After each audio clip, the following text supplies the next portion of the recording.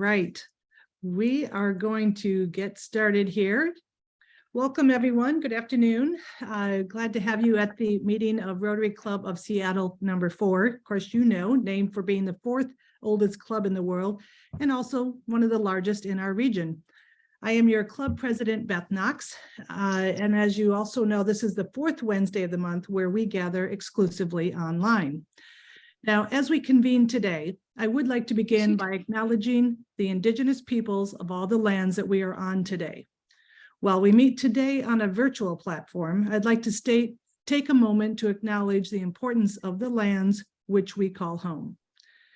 Now, it's also the Lunar New Year, which is also known as the Chinese New Year or the Spring Festival, when Asian communities around the world will say farewell to the Year of the Tiger and usher in the Year of the Rabbit. According to one legend, a monster would emerge from under the earth at the start of every year and eat villagers. Since the beast, Nian, Chinese for year, was afraid of bright lights, loud noises, and the color red, they were used to exile the beast. But more than just the beginning of a new calendar cycle, Lunar New Year symbolizes reunion and rebirth, marking the end of winter and the start of spring.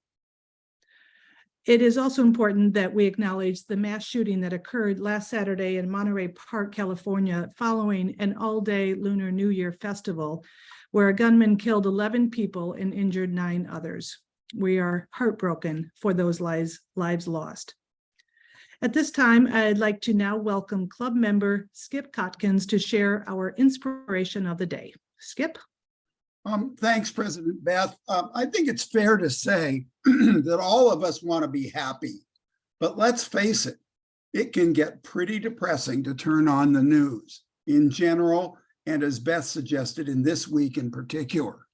Of course, there are snippets of sunshine amidst all of the headline-grabbing negative news, but all of the bad news with which we are bombarded can take its toll. So, where do we find happiness? Where do we find positive inspiration in the face of so much that is beyond our control? The 30th chapter of Deuteronomy says, quote, "It is not beyond your reach, it's not kept in heaven, so distant that you must ask, who will go up to heaven and bring it down so we can hear? It's not kept beyond the sea, so far away that you must ask, who will cross the sea to bring it to us so we can hear? No. The message is very close at hand. It is on your lips and in your heart," unquote. Now, those of you who know me are probably scratching your heads and thinking, this is the last person I'd expect to be quoting scripture. But what comes next in Deuteronomy is actually inspirational in a very secular and not necessarily religious way. It goes on, quote, "Today I have given you the choice between life and death, between blessings and curses. Now I call on heaven and earth to witness the choice you make. Oh, that you would choose life," unquote. In other words, it's up to each of us. We have the free will to decide. We can take Deuteronomy's advice and look, quote, very close at hand. If we can intentionally stop and focus on our families, our friends, and those little blessings that are right in front of our noses, we may indeed choose to find happiness even amidst all the negative noise out there. So if you're into Deuteronomy, it tells us that the power, the inspiration, is within each of us, and we get to choose. Thank you, Skip. I appreciate you setting the stage for today's meeting. I want to also thank Paul Casey for serving as our meeting reporter today. Now, Mary, I'm going to turn it over to you to announce any guests who have joined us online today. All right, we've got Adam Grubb. He's actually just coming in right now. Adam is a guest of Virginia McKenzie, and he's actually attended several recent meetings of our club. So welcome, Adam, to the call today. And if you are a guest, let yourself be known in chat. I don't think I see anyone else, though. So thanks for coming, everyone, and we're happy to have you. All right, thanks, Mary. And I do want to encourage everyone, if you are able to show the chat on your screen to participate in communicating throughout the meeting. It is a great way for us to connect with each other. And it's also, of course, the place where you can put questions for our speakers going forward. Now, next up, we're going to have Jen Levy give us just a quick update on the board leadership candidates and voting process. Jan. Thank you, President Beth, and thank you to all of you who have already voted. You get a gold star if I could give you one. For those of you who have not voted yet, consider this your reminder. The link to vote is, I believe, going to appear in the chat. It will also be in Friday's totem. You have until Monday, January 30th at midnight to submit your ballot. And for those of you who might be technically challenged, we will have actual printed ballots at the meeting on Wednesday, which you can fill out right at the beginning of the meeting. And one more reminder of who our candidates are for the club leadership on the board. At-large members being voted in are Tabitha Claus, Mike Hatzenbeller, Jennifer Honstein, Liz Powell, and Nyasha Tundawani. The SRSF or Foundation at-large trustee nominees are Eric Christensen, Tiffany Lewis, Sue McNabb, Francis Walker, and Lori Walker.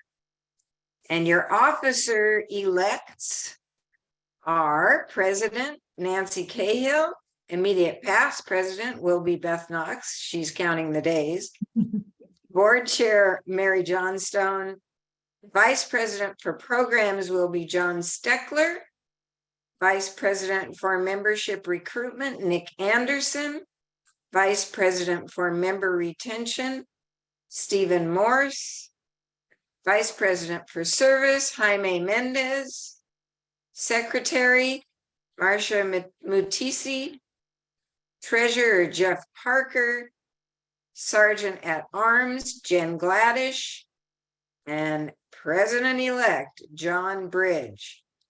Now your job is to number one, vote, and number two, say thank you to all of these club members who are willing to serve in these leadership positions. Thank you. Thank you, Jan. And you said it so well. I just want to say thank you to all of the candidates who have stepped up. I mean, that is the epitome of stepping up in the Rotary world, and we're really grateful for your willingness to serve and be part of the club. All right, and just a reminder that that link to vote is in the chat, so you can get that taken care of right away if you haven't already.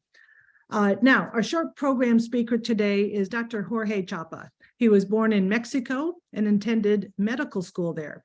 He later completed a Master of Science and a PhD with a specialty in medical immunology, where part of his postgraduate training was done at Texas Tech University Health Sciences Center and at the University of Hamburg in Germany. Through his training, he developed an interest in the local and systemic immune response in different autoimmune and infectious diseases, such as systemic lupus erythematosus, rheumatoid arthritis, myopathies, and septic arthritis. His current research interests are based on translational research in autoimmune diseases and how neutrophils and mitochondria might play a major role in the progression and severity of these types of diseases. Dr. Chapa is currently working in the University of Washington Rheumatology Division and is here to talk about the impact of global warming and epidemiology. Dr. Chapa, take it away. Thank you so much, President Beth. Hi, everyone. Good morning. Really happy to be here to share this kind of tiny talk. This opportunity is actually a reminder of how your actions, or more centralizing how your actions and decisions can impact your personal environment, and that would directly also impact your immune system. So more than a medical lecture, my intention is to give you like a reminder of how it's literally up to you how you want to take care of your body. So okay, let's start. So first of all, I would like you to, I mean, each one of us to be at the same page of what the immune system is. So can any one of you tell me, I mean, which do you think is the immune system here? Can you identify the immune system? I will give you a couple of seconds. Okay, as we continue, I'm pretty sure everyone knew it. As we continue, it's basically the Secret Service. In this picture, the Secret Service is basically the immune system. In theory, some arrows must be pointing all of the many agents as we continue with the presentation. But that means literally that in this case, we are the president. So the Secret Service is protecting us, is we are the president.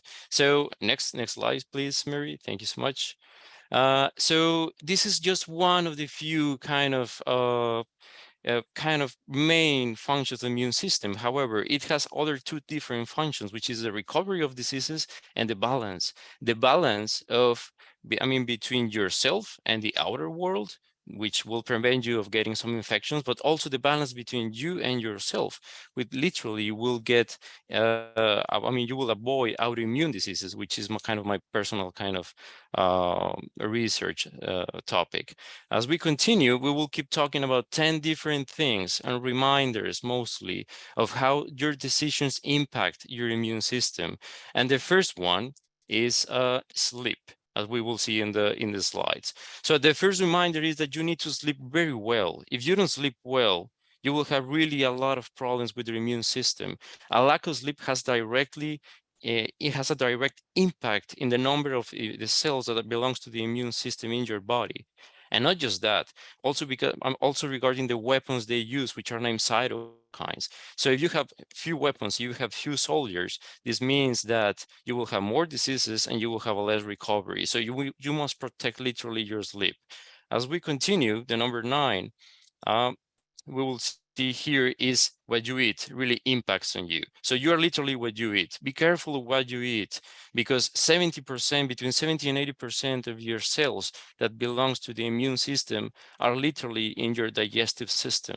So you really must be careful of what you eat. And you really need to take care about your weight, because being overweight or being obese, that's literally in medical world considered as an inflammatory state. So we must take care of our weight. And even more, as we continue, we will see that the high levels of glucose also literally shock our immune cells, and they will avoid them to continue protecting us. And just a tiny reminder here, we must be careful with juices. Sometimes we think we're drinking a cherry juice or a grape juice, and that's healthy, but literally we're drinking probably more than 100 cherries or more than 100 grapes. So be careful with juices. That's a lot of sugar. So as we continue, number 8, we will see that we must keep an active life. So don't be sedentary. Let's go to the Rotary Club meetings whenever it's possible. Let's stay active. So the time, 20-30 minutes per day, depends on if you have any other medical background or what your doctor says. But being active will literally help you maintain your weight. We will help you maintain your sleep schedule, and also will keep your heart pumping a lot of blood around your body. And the blood is literally the media in which your immune cells are traveling around your body. So this will be also a really good benefit to your body. And also, if we continue, we will see that a sedentary life is literally associated to an increase in developing any type of chronic diseases. So we must stay active. So next one, we will see also, I'm pretty sure you already know about this, but let's keep alcohol out of our lives. And absolutely, let's keep smoking out of our lives. There are some studies that even suggest that maybe 1 or 2 cups are beneficial for for health, but I will not promote here alcohol. I actually don't promote at all, alcohol at all. So let's avoid that, but because it not just impact your immune system, it impacts every single system in your body and your blood vessels. So if a blood vessel is actually not working, your immune cells will not be able to travel around your body, and then you will have problems like infections. So next one, as we will see also, caffeine. So I think we all love caffeine, and Seattle is considered one of the best cities for having a coffee. So actually, coffee have really good beneficial, really beneficial effects on health, like antioxidant, antiviral, antibacterial, antifungal. But be careful how much coffee you drink, because if excessive caffeine will also cause to release a lot of hormones in your system, which are stress hormones, and that will will cause you immune suppression. So let's be careful how much caffeine we drink. So next one, we will see that water. We must drink enough water. Our body is 70 to 80% of water. So drink at least 8 glasses of water, depending on your activity. But also be careful, and Mary is drinking right now water, I think. And also be careful how much water you drink, because too much might be also dangerous. And if you have heart conditions, just talk with your doctor and he will recommend a certain amount of water that you must be drinking, or any kidney problems. So next one, we will see that this also is kind of related to stress. So it's, I think, one of the most difficult things to manage is stress. So the more you are stressed, the more cortisol, the more adrenaline you release in your body, and these hormones directly impact your immune system. And not just that, it impacts also in your immune system to develop autoimmune diseases, to attack yourself. And stress has been also associated to an early death. So we must be careful of stress. It's really, really important. So next one, we will see that also social relations are extremely important for our immune system. This is mainly because this will help you in your mental health. So a good mental health means a good body means a good immune system. But be careful here, because this might get a bit tricky. So social relations is not just numbers, it's quality. So in this case, it's an invitation. I invite you to also go in person to the Rotary Club meetings, because it's not quantity, it's about quality. And lastly, one of the most important thing for me, it's to love, to be happy. So a good mental health impacts positively to your immune system. So let's laugh a bit. Let's have really good quality social interactions. So we will laugh, and literally scientifically, laughing will kind of secrete some hormones, good hormones, that will kind of make us stronger. So in conclusion, it's up to you. So it's up to you what to choose. If you want to be or have a healthy life, or do not have a healthy life. And I will leave you with this quote, with this phrase of one of my favorite authors, which is, all you have to decide is what to do with the time that is given to you. So it's up to you to decide what to do with your time. So thank you so much. It was a really kind of quick reminder about how your decisions, your personal environment, your personal ecosystem impacts your immune system. Excellent. Thank you so much, Jorge. We appreciate that. And boy, that is a direct reminder of the value of getting together, not just, and I know nothing will replace the in-person, but it's just so great to see all of your faces, even on this Zoom call. But I hope that I can see you in person in the weeks ahead at Rotary.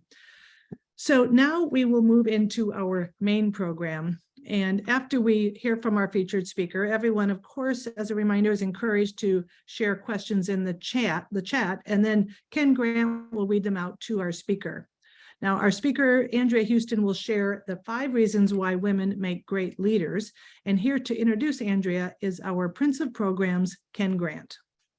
Imagine the irony of having a man introduce a woman that's that powerful and knowledgeable. So forgive me for being that audacious, but here we go, because I've known Andrea a long time. She is a rock star. I am so glad that she could speak today. I've been going on about this for a month now. Some fun facts. So she has a very cool podcast that she only interviews leadership, women in leadership. I think that's kind of cool. Beth, you're going to have to be the next superstar attendee. She's an author, as we'll find out today.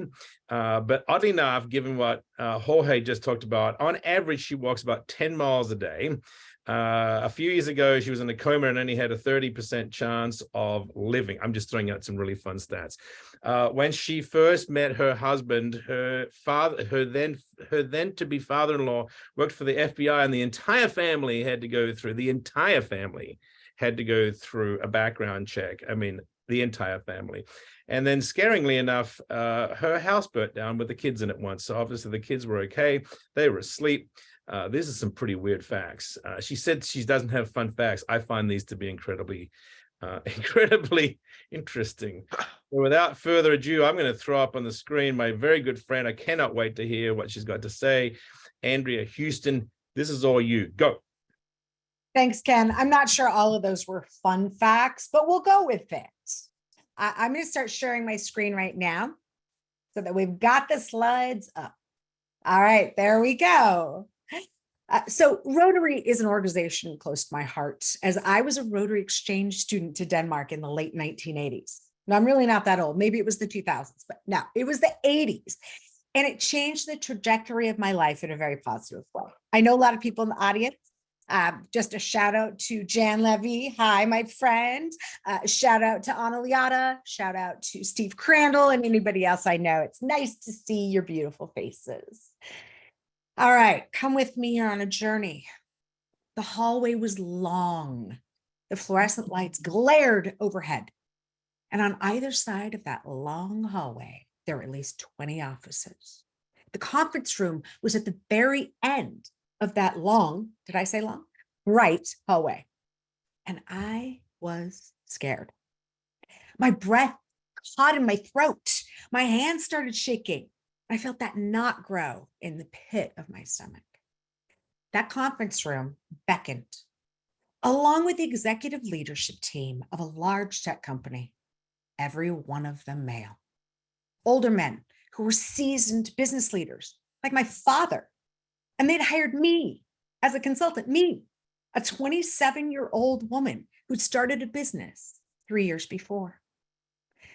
Yes, I was damn good at what I did, but I was intimidated. I couldn't be late as I was the star of this crazy show. But why would they listen to me? And who was I anyway? I made my way down that very long hallway. I took a deep breath and I let it out slowly. I straightened my suit because yes, those were the days when I wore a suit. And then I straightened my spine and I entered that room. That meeting turned into a 25-year relationship that is still flourishing to this day. And who was I then? And who am I now? It turns out I was, and I am, a leader. I'm Andrea Heuston, and I believe that leaders come in different shapes, colors, ages, and genders. And in the next 20 minutes, you will learn the reasons why women make outstanding leaders and why women have a place on leadership teams worldwide. First and foremost, let's agree that both men and women can be outstanding leaders. And they possess multiple traits that make them so. But today, we're going to focus on women. A 2022 report by McKinsey and Company found that greater gender diversity on the senior executive team corresponded to the highest performance uplift in their data set. So what that means is that for every 10% increase in gender diversity, earnings before interest and taxes rose by a glaring 3.5%. So from this data, we can uncover that women leaders have a key measurable impact on an organization's bottom line. When women become leaders, they provide a different set of skills and imaginative perspectives. More importantly, female leaders bring structural and cultural differences to the table, which drive effective solutions for all. This creative standpoint and unique sense of awareness also allows them to study and uncover the finer details that could be missed by others.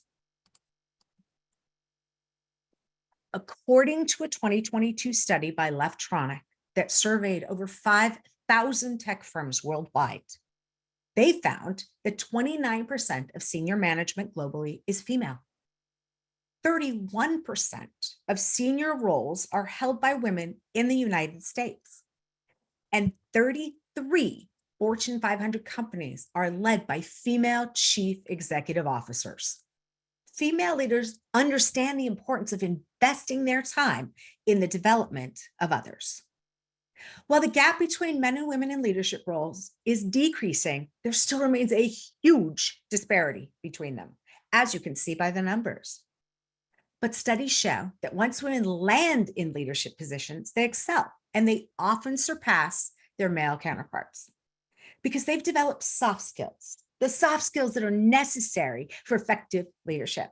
Traits like empathy, communication, and listening are qualities that serve women well when in management positions. This is so ironic because soft skills have also historically been used as excuses for why women are not fit to lead, such as, oh, you're too soft, you're too empathetic. There's been this conceit that, quote unquote, you need a man to take charge and make the tough decisions everyone else is afraid to make. And really, oh my gosh, that is so untrue.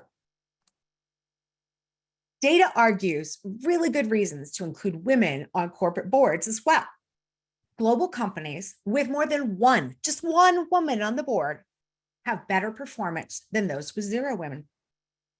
That shows 3.5 percentage points excess compound returns per year for that company and a higher price and book valuations. And what's more, superior stock price performance. But why?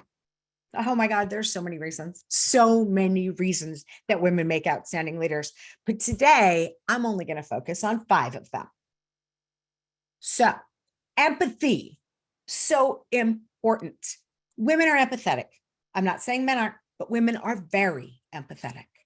And empathy is defined as the ability to share someone else's feelings or experiences by imagining what it would be like to be in that person's shoes. You know, to put yourself in their shoes. You always say that, you always hear that. That is empathy. So what are the outcomes for organizations whose leaders lead with empathy? Well, empathy increases the effectiveness of leadership, increases the quality of relationships with employees, which in turn benefits that entire organization. No matter where they live in the world, no matter what their cultural or family influences, in general, women are better at empathizing with other people than men. According to data from multiple studies, including a recent one from the University of Cambridge in the UK, researchers there said that study is the largest of its kind to date, looking at empathy as a leadership trait. So we know that empathy is a really important quality because it governs the way in which people interact socially, and it impacts the way their personal relationships develop. Water. Female leaders tend to use an empathetic style to influence others and to build trust, which produces productive and effective teams. Empathy is a force for productivity, life work integration, and positive work experiences. Employees with empathetic managers and leaders are more innovative and engaged. And senior leader empathy is linked directly to reduced intent to leave the organization. And we all need that these days, let me just say.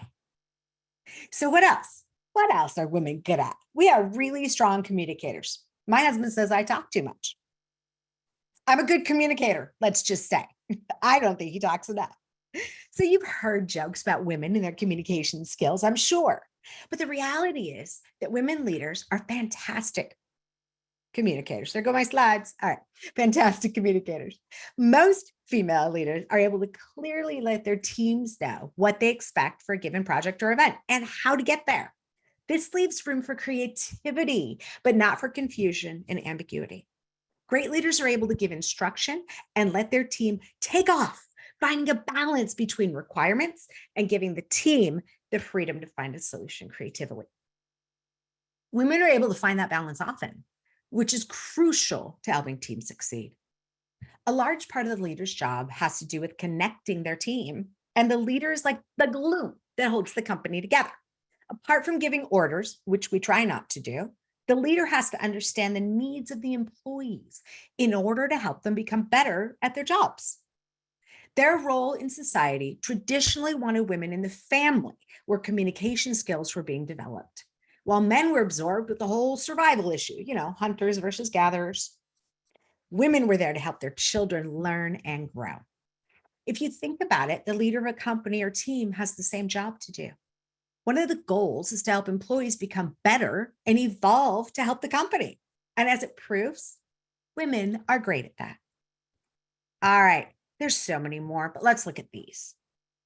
Female leaders promote cooperation.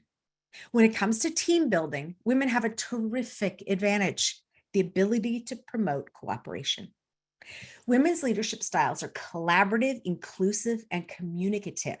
They gain commitment by enrolling their team members in achieving a common vision to foster cooperation across multiple teams and entities. Female leaders recognize that people want to be intellectually stimulated and energized by their environment, to know they're making a valuable contribution, and to be recognized for their performance. A vital part of leadership is the ability to help different people work together to achieve a goal. Women help to create and promote cooperation throughout their organizations, partly because of their historic societal roles and partly because of their natural instinct to help their community. Command, the leadership style of the past, has given way to cooperation, collaboration, and clear communication in every modern organization. And the value people place on cooperation is a strong influencing factor on whether and how they collaborate. Relationship-heavy cultures are marked by inclusion, personal connections, and relationship-based decision-making. They tend to be friendly and warm places to work. Those are the ones people don't want to leave. And as women build relationships with their colleagues and their team, they're able to understand how to help them develop. Women score higher than men in both developing others and building relationships in many studies. And these skills help them understand what individual employees bring to the table so that they can foster cooperation and collaboration in the most effective ways. All right, what else? Women are problem solvers. And you're going to love this part. Hey, there go my slides again. Got to have somebody else operating them, but that's okay. I'm good. So in 2001, you're going to love this. Harvard researchers found that certain parts of the brain were differently sized in males and females.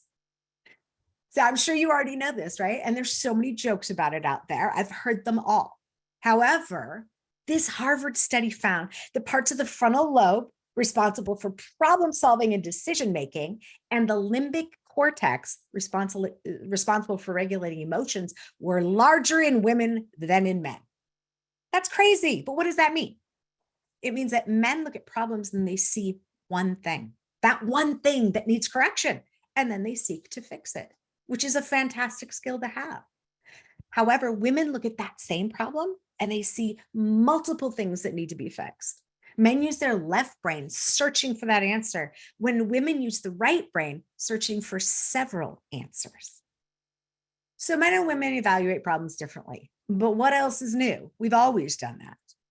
Great leaders are faced with problems each and every day. And a huge part of their role within any organization is to solve those problems or to help others to do so. Female leaders rank higher than male leaders when it comes to problem solving, and often are able to use creative thinking and their understanding of their team's skills to help solve the problem.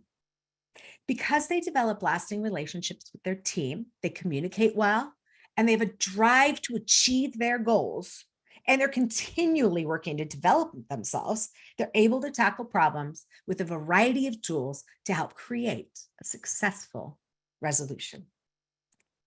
And finally, at least for the purposes of this presentation, female leaders are so innovative. For example, one study recently looked at 341 Norwegian firms. Yeah, we're in Scandinavia now.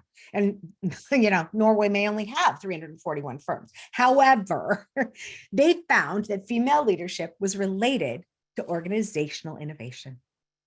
That study found evidence to suggest that part of the reason why organizations are innovative when women are in leadership positions is due to the impact they have on the culture of that organization.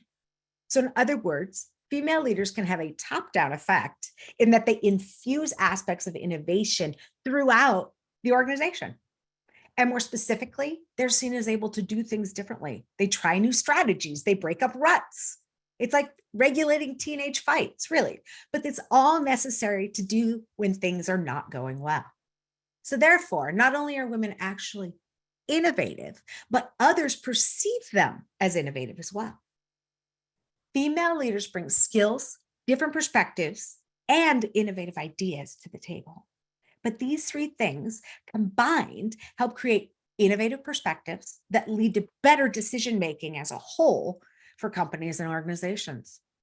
All right, so we have empathy, strong communication skills, cooperation, problem solving, and innovation.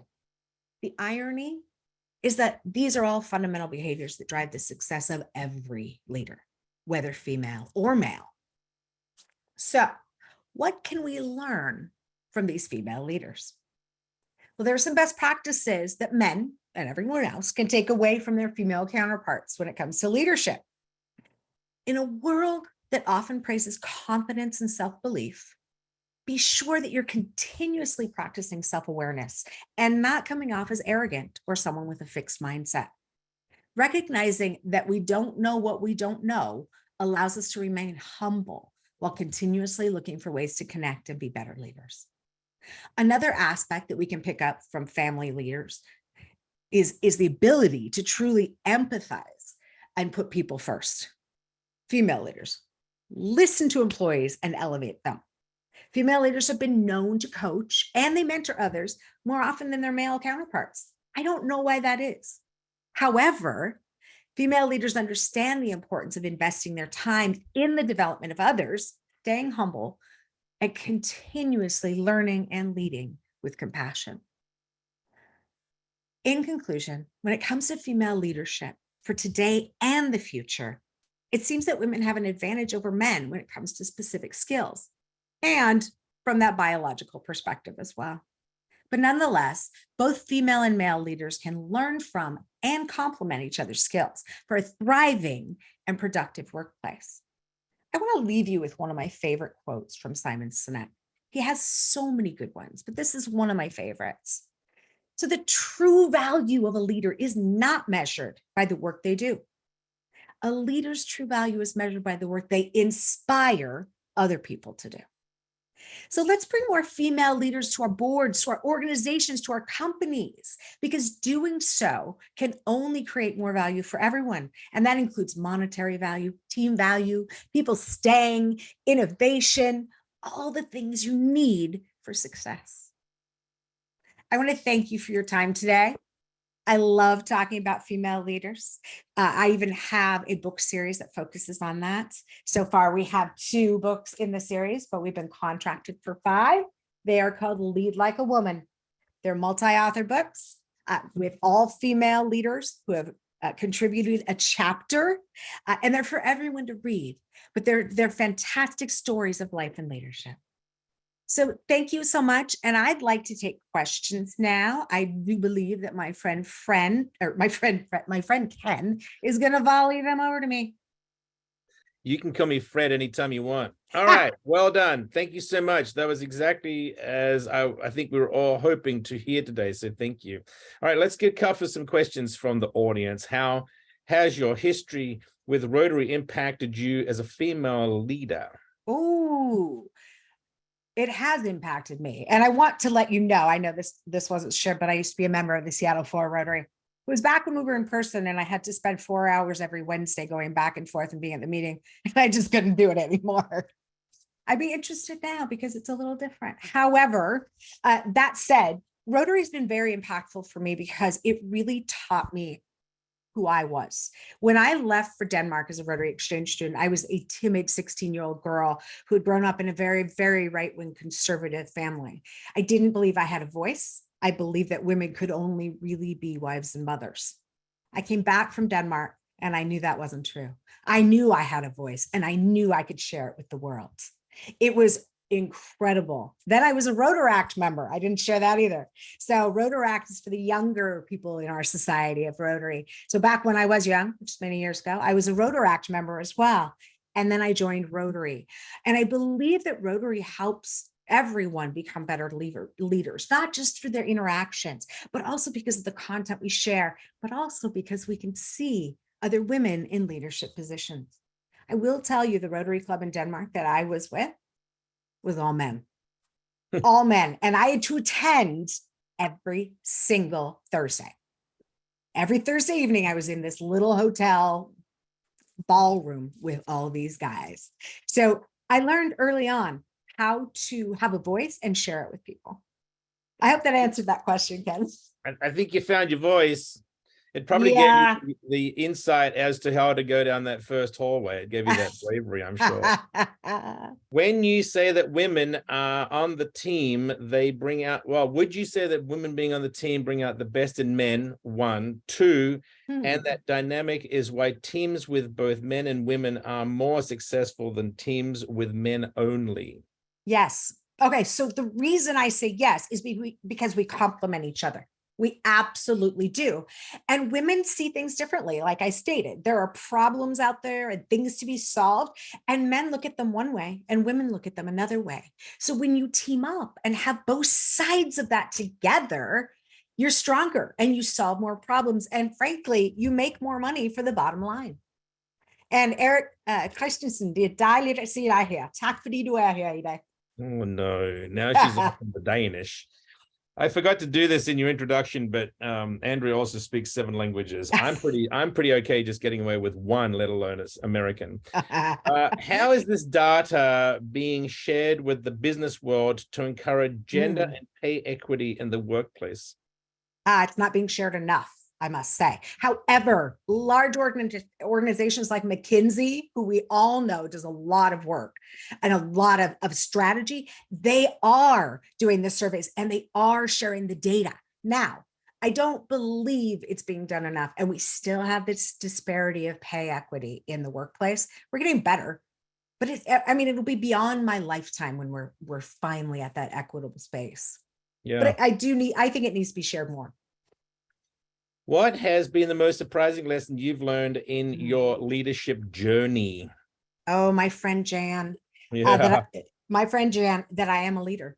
So that is the most surprising lesson I've learned, because for a long time, I didn't see myself as that. Even though I owned a company and had an entire team, I called myself the creative principal, or I wouldn't even call myself president. It took a really incredible coach that I had, a business coach early on, to actually finally own the word president, and then to own the word CEO. And then it took leadership tomorrow, frankly, to prove that I was a leader, to really, really build that muscle. Okay, I'm liking it. I wonder, this is the first question from a man so far today. I wondered for all the years why I was uncomfortable with most, but not all female leaders. I ultimately concluded that the trait was made me uncomfortable was a lack of authenticity. Something that made me uncomfortable with male leaders as well. What can we do to help and inspire women to be confident, to be in themselves? To be confident in themselves and be authentic. Yeah. So that's hard for women, I will tell you. And it really depends on a generation. I mean, when were you born? Were you told women could do anything? Did you have leaders that were there that showed you that women could be anything? Now, a lot of generations didn't. And so being authentic and really being confident is something that women are trying to do and are pushed to do, obviously, but don't always do. So to inspire them, we have to be inclusive. We have to ask for their voices to be heard. I have been the only woman at a table of men so many times in my life. I can't even count anymore how many times I've been that sole woman and that sole female voice at a huge table of men, boardrooms, Vistage groups, Rotary at some points when I'd sit at those tables, anywhere and everywhere, honestly. And what we need from everyone is to listen. What we need is from everyone is to elevate voices. So if somebody is not saying something, if a woman or man in this case is not saying something, you ask them, do you have something to share? I'd love to hear your opinion. What do you think about this? And the more we do that, the more authentic and the more confident women become in their own voice. I'm gonna go off questions for a second. You've been in this space for like 30 years. Has the situation that you just painted changed? Yes. Less and less the only woman at a table or in a room? Yes. So last week I was at a room when there were 2 women and 8 men. So I mean, we're getting there, but it's not equitable yet. It really isn't. It has changed, and it's changed for the better. I am a member of women's groups as well, female leader groups, and we're going to take over the world. Okay, in a good way, sorry. But we have voices and ideas and connections and collaboration that need to get out and need to be heard. When I'm with some of these groups where I sit on boards as well, and when I sit on a board that is very top down, it does Robert's rules and everything else, the women don't talk. The women don't have a voice. And so by getting rid of some of those old structures and really getting rid of command versus collaboration, that's where things change. Yeah, that's interesting. Here's one for all the family, for all the mums and dads on the call. What would your message be that you would send to school-aged girls about leadership? Being a dad with 2 girls, I am most keen to hear your answer. Oh, you know what? I had that report card that said Andrea talks too much. Andrea's bossy. In 3rd grade, I had a boy who would snap my bra strap. Yes, in 3rd grade. And I got mad. And you know what? Girls are told to sit down and shut up. Kindly, more kindly than that. Oh, he just likes you. Oh, you shouldn't be so bossy. What are we training girls to do here? We're training girls to not have a voice. So the message that needs to be sent to school-age girls about leadership is you are a leader, not just you can be. You are a leader. And we need to make sure they see that. We need to make sure it's visible to them in their schools, but also in their communities. Yeah, that's awesome. How do organizations become more women leaders friendly? Hi, Anna. Anna. So to become more female leader friendly, I believe what I was saying earlier about letting women have a voice is vitally important. Show women in those organizations. You know what? 77% of HR leaders across the world are female. 77%. That does not surprise me. But when you go back to the financial sector, we're in under the teens. We're in single-digit percentages. There are females who are super smart with numbers. What we need to do is show it. What we need to do is put our money where our mouth is and hire those women. Bring them into our organizations, because our organizations can only get better when you do that. But make it visible. Put it out there on social. Announce that you've just brought in this incredible CFO or CHRO or COO who's female and is a game changer. Because the more we show it, the more we shout it from the rooftops, the more normalized it will become. Yeah, good. I like this question too. There've been such good questions. The Me Too movement has spooked many men about working with women. What are the 5 things you tell men about working with women? Oh, there's a number of them. There's a number of them. And for this, I'm going to tell you a quick personal story that isn't out there. My father was fired from a job in the 80s for sexual harassment. He had, and I'm sharing this story because I didn't believe it at first. But my dad had this habit of nicknaming the women who worked for him, the team he had. So he called them Tiger or Sweetheart or You're a Star or anything like that. And one of the women objected. She said, I'm not your tiger, and I don't want to be your tiger. My name is Cheryl. And for men who work with women, the things that I would tell them is honor them for who they are. Honor them for their brains. There are no comments, 0 room for comments on what somebody looks like. 0. I'm saying minus room for comments on what somebody looks like. You don't compliment their hair. You don't do that. What you're doing instead is you're saying, my God, you're intelligent. Wow, you're creative. What a great solution. So really the 5 things I would say is number 1, keep your hands to yourself. Sorry, everybody knows that, and that's for women too. Keep your hands to yourself in the work environments. 2, really focus on their core strengths. Really focus on core strengths. So encourage them to have a voice. That's number 3. Now, the Me Too movement got out of hand, and I will say that as a woman. However, it gave women a voice where they hadn't had it before. and it has done some really positive things for change. And that I agree with. But number 4 as well is you still have no room to say anything about how they look. And number 5, really, number 5 here is be collaborative with them. Collaborative means you can go out to lunch with somebody. You can, but look for ideas, ask for solutions, create collaboration and clear communication. I'm going to leave you with 2 quick questions because we've only got 2 minutes left, maybe less. Who are some of your biggest inspirations? That's 1. You got 30 seconds on both of these. Okay. And has any man or men ever pushed back on you and said you're full of crap? Every Answer day. that the other way around, if you would, please.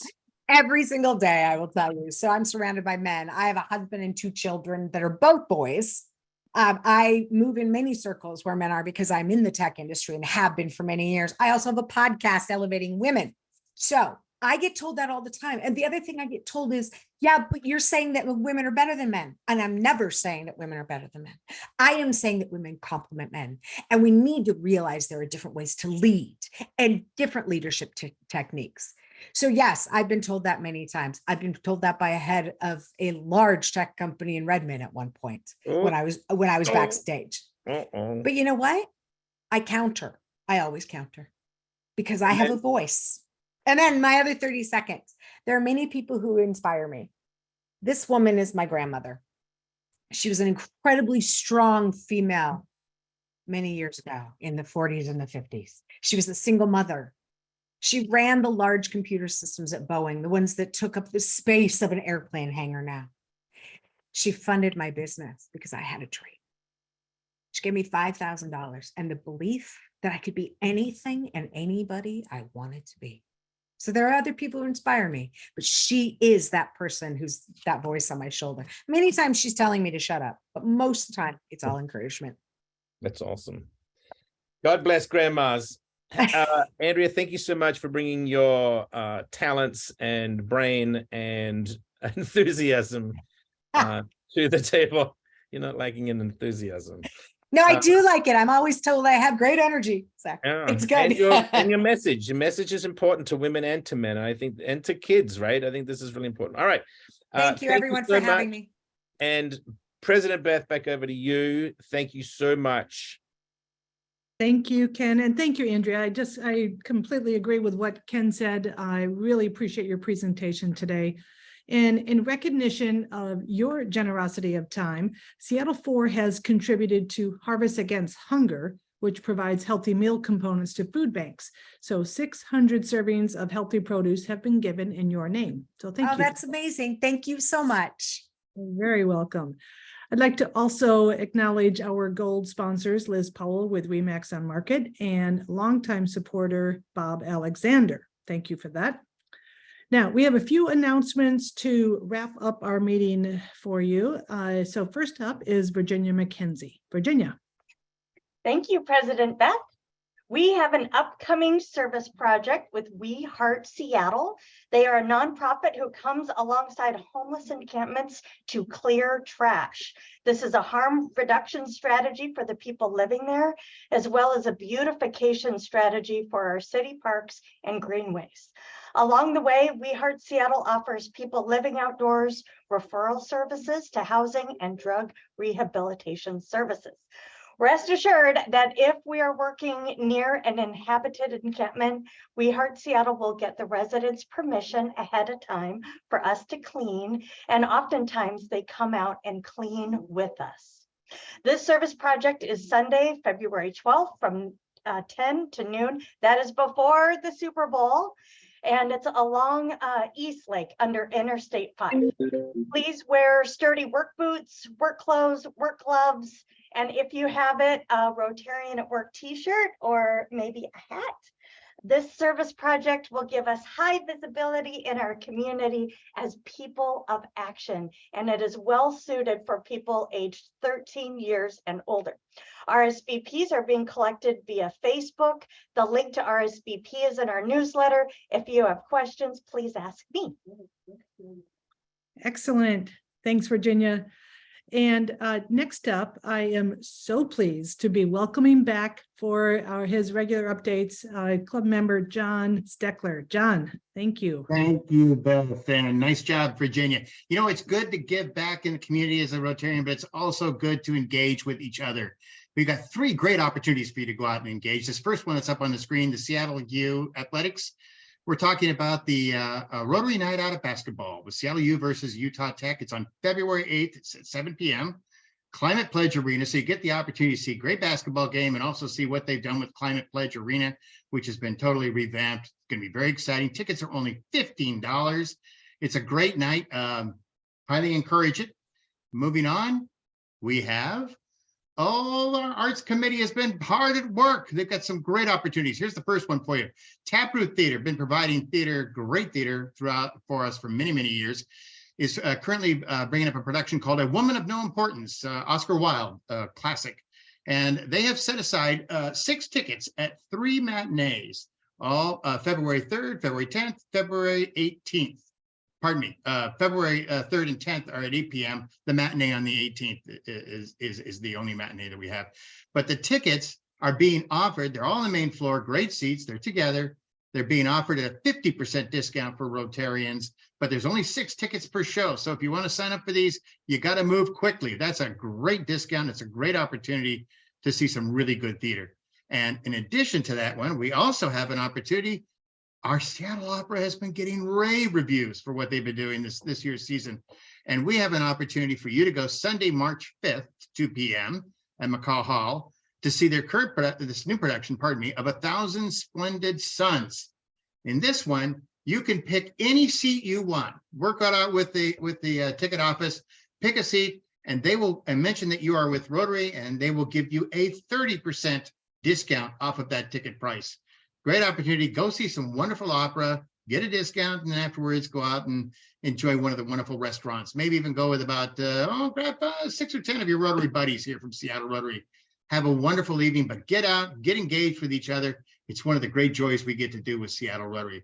And with that, I am going to turn it back to, I believe, to Ken Grant. Ken, upcoming programs. All right. So a couple of things to remember in the upcoming weeks. Next week, we have one of our very favorite annual gatherings. That's the mentorship from the Foster School of Business at UW. That'll be really fun. The week after that, we've invited in the head of the YMCA, Loria Yeadon.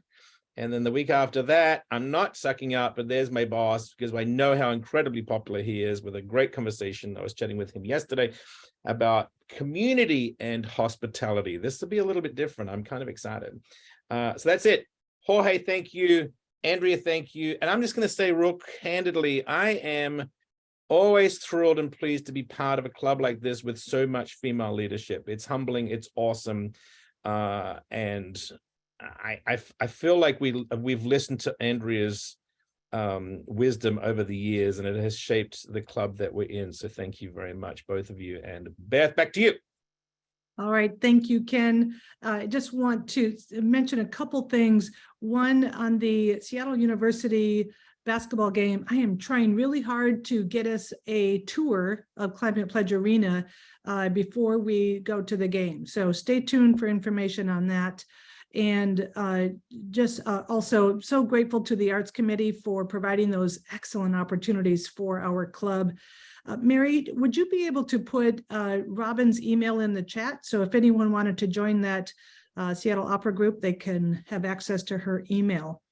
Yep. And then as we wrap up our meeting, I'll leave you with a few sports highlights to take you into the weekend.